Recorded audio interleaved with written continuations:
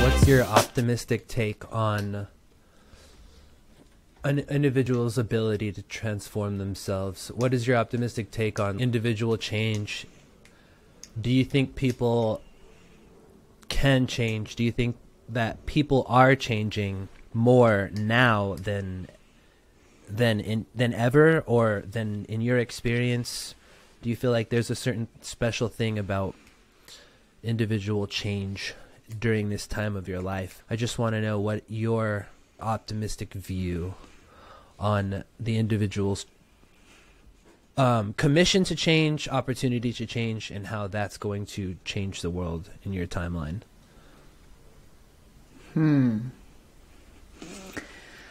I would definitely say I'm a pretty optimistic person by nature. Maybe I believe in human potential at its most fundamental, and I've found a lot of personal peace examining human evolution and understanding like our current trajectory. Our evolution right now is happening crazy fast compared to what it used to.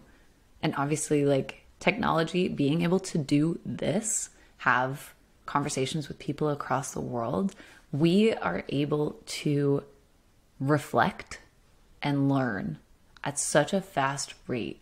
Look at the last 2 years. Obviously, there was exponential change happening all over the world because of the pandemic. But for one of the first times in human history, like the last time this happened, we weren't nearly as connected.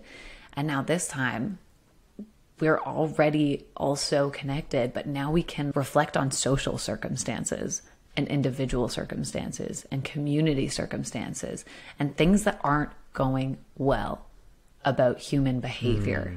And so, whereas when we think about human evolution, it used to take how long for ideas to make their way around the world? So by the time somebody over in Greece finds out and they're like, oh, philosopher, da, da, da, da, why don't we think about it this way? And now it travels back. Like, we don't have to wait that long anymore to have our own behaviors reflected back at us. And I think that's why, like, pie in the sky dreaming, I think a really interesting thing that's come together about individual healing and mental health being such a prevalent conversation these days, combined with our extreme connectedness and ability to talk to each other about these things, and more people talking about authentic, vulnerable communication, and sprinkle a little bit of plant medicine in there, which is like a super catalyst for consciousness exploration and things like that. I think we're in a really primed kind of state for a lot of like transcending and personal transformation. If anything, the great resignation that's going on right now is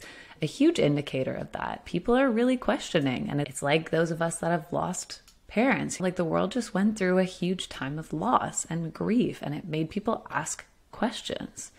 And I think these are really important moments that are going to be hard. There's going to be a lot of breakdown before the breakthrough.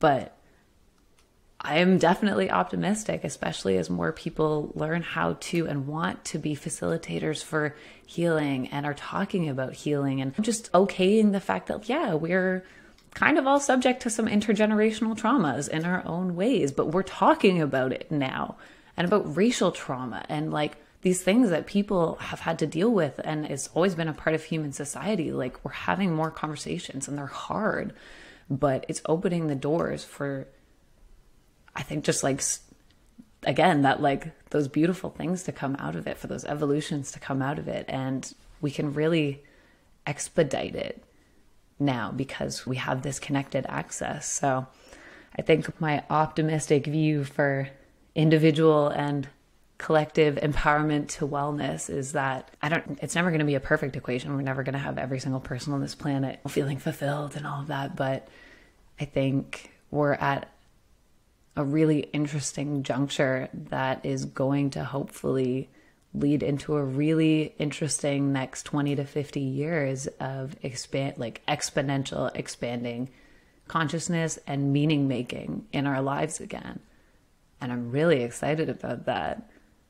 There's gonna be a lot of bumps in the way, but there's a lot of really important seeds that have been planted over the last few years that are gonna blossom into something pretty great. That's encouraging, and that's motivating to me just to hear you talk about it. I totally agree, but just hearing you say it, it's wow, this is the inflection point of so much transformation. I like how you said that the things that are wrong about the world are being exposed in minutes. Instead of it taking 30 years to find out someone, there's a lot of the healing can happen faster, and and everything that's wrong with the world will look really good healed in about 5 or 10 years from now. That's a short timeline, but yeah. I like your ambition. But yeah, and I think it's like, it was really intense last couple of years. Not only was it pandemic and fear and loss, but like social upheaval after social upheaval. And the fact that everyone was so tuned into it, and people's eyes were just being opened all over to the place to other people's lived experience. I had no idea that was their lived experience. I had no idea they went through that. Like, that is incredibly powerful. And as much as it's it's baggage for everyone, like, there were some really heavy times throughout the last couple of years where it was like, I can't look at social media today because it's hard. It's a lot to digest. We're not emotionally prepared to deal with that amount of like truly like global societal trauma. Crying out. Once. Yeah. So I think like there are some balances there, and really at the end of the day, like, you have to tap into what you're able to engage with for yourself. But I like that there's more individual empowerment to do that, for people to set boundaries, for people to engage with things when they can. Okay, I have the emotional availability today to deal with this thing that is really challenging, or no, I don't. And that's okay too. That's something that we talk about a lot with Healing While Healing, is it's great to heal, but don't, like, we've all gone through those phases of consuming ourselves with our own healing or something like that. And it's okay to step outside that, but engage with the joy, engage with the fun. Like, these are all the reasons that we're healing to begin with, is we want that joy in our lives and in our friends' lives and our community's lives. So yeah, important to come back to that in the healing process, like healing centered, as much as the difference between like healing centered versus trauma centered, like not focusing as much on the trauma, but understanding the dynamic of what brings those two things into existence together. Yeah, definitely.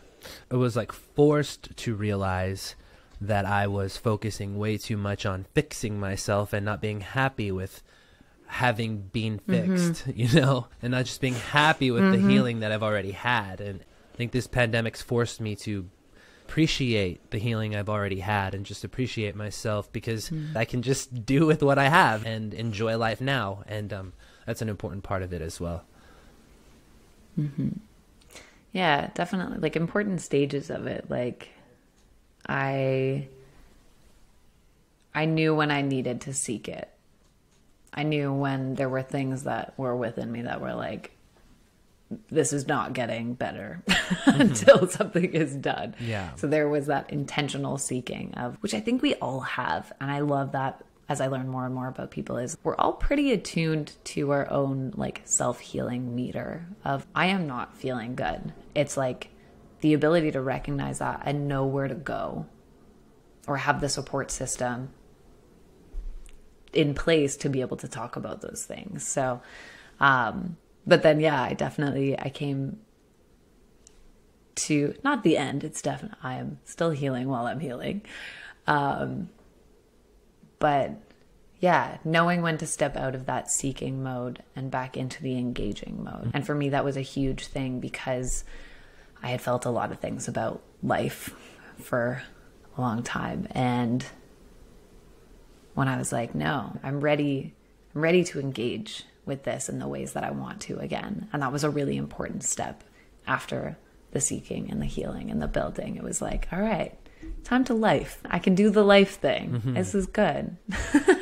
And being able to share that then, or recognize it. But yeah, important stages serving different functions. I think that's why I have so much faith in humanity, because I know that the intuition that guides me is got to be similar to everyone else's. And no matter how bad life gets, we all have that little voice inside us that tells us, you can do it. That early voice that reminds us that we can be superheroes, that like that superhero story is still out there. There's a way that this timeline can go, where I emerge from this suffering and become that person that I always knew I could be.